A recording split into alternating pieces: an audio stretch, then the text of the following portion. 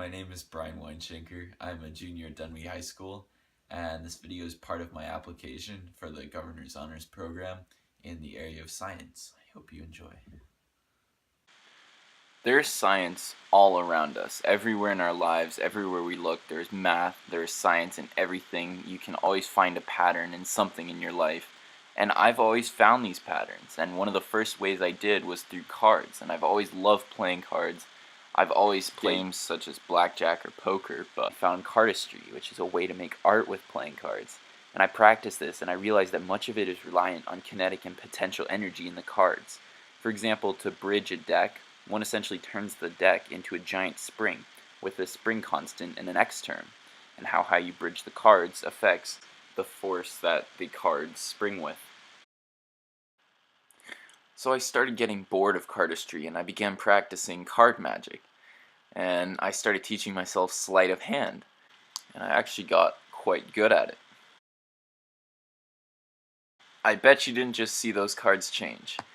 So the eye can send the brain an image in 13 milliseconds. And the reason you couldn't see those two cards change is because I did it in 12 milliseconds.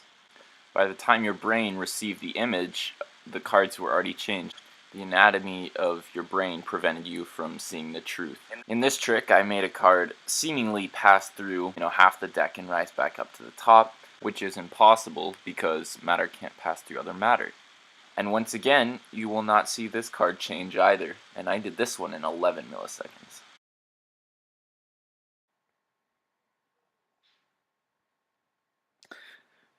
Beginning in about 4th or 5th grade, I started to learn how to solve a Rubik's Cube.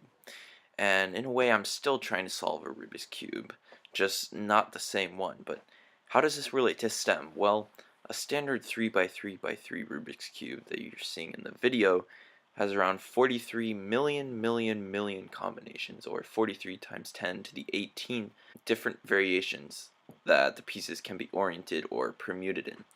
However, this one has at least 10 times the magnitude of a normal 3x3. And as you go up and you start getting these bigger and bigger cubes with more and more pieces, the magnitude of possible combinations keeps increasing. In addition, every time a side is spun, friction is created, which is a result of the normal force and mu of each of the individual pieces. And to try and combat this, to set world records for example, people would add lubricants to their cubes, and these lubricants have to have a special chemical compound that helps reduce the friction coefficient between the plastic pieces. Finally, every time a side is spun, centripetal acceleration is created, and this is caused by the radius rotating at a certain tangential velocity, which causes a net force inwards of the cube, a radial force inwards towards the center, and this creates a centripetal acceleration. Last year, when I took chemistry the semester before AP Chem, I created a science fair project with a good friend of mine to test which bread was the most mold resistant. At the beginning of our research project, we came up with 3 questions to be tested. Which type of bread stays fresh the longest under a given set of conditions? Does bread without preservatives or bread with preservatives stay fresh the longest under a given set of conditions? And does exposure to potential contaminants accelerate mold growth? We tested a multitude of bread types and brands under different conditions.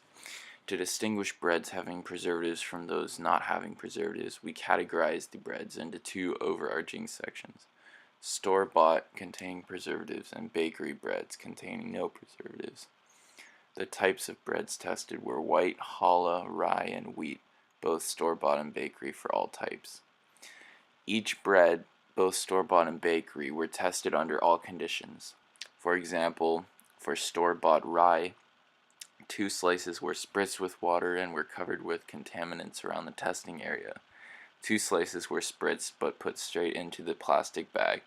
2 slices had no water but contaminants were added, and 2 slices had no water and no contaminants, which were placed straight into the double bag. Concluding the experiments, 3 results were obtained. The first was that the condition of the bread had little to no effect on the growth of mold for any type. However, by contrast, different types of bread had a profound effect on mold growth, such as white and rye bread, which didn't develop mold lesions until more than 20 days after initial testing. Finally, it was determined that on the whole, store-bought bread containing preservatives took much longer to develop mold lesions than bakery bread containing no preservatives.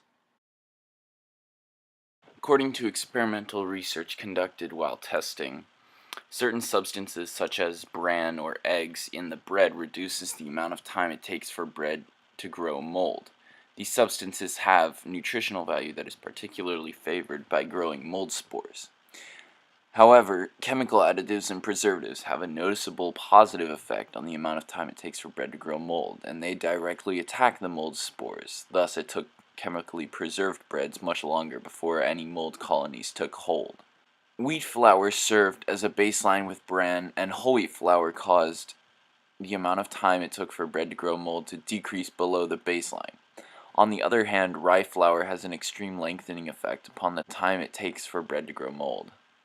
There are two current issues in science and technology that particularly interest me, the first being AI, or artificial intelligence.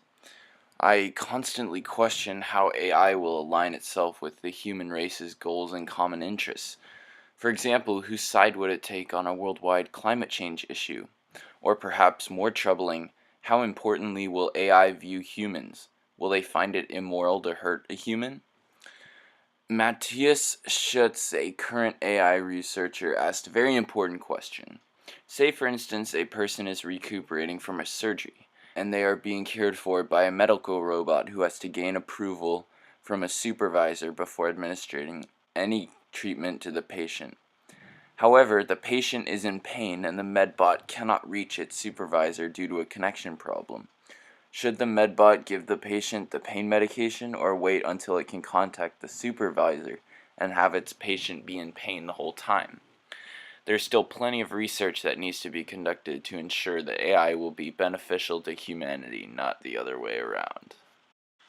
The second issue I've been studying, which is also the focus of my current science fair project, is alternative fuel usage and increased energy efficiency.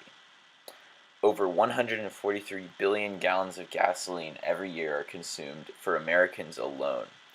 However, this number could decrease by using decreased fuel methods such as polar resistance and air drafts, which may provide a cleaner and greener world full of less harmful energy sources.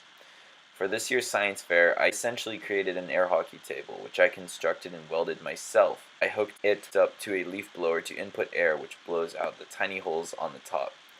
This reduces the force of sliding friction of any surface over it, which allows less energy to be consumed to send an object the same distance as with normal friction. The goal of this project is to test different surfaces on the model to determine which would have the most profound effect on the force of friction, and which could have real-world applications in modern mass transit. This is Brian Weinshanker signing off. Thank you very much for your consideration.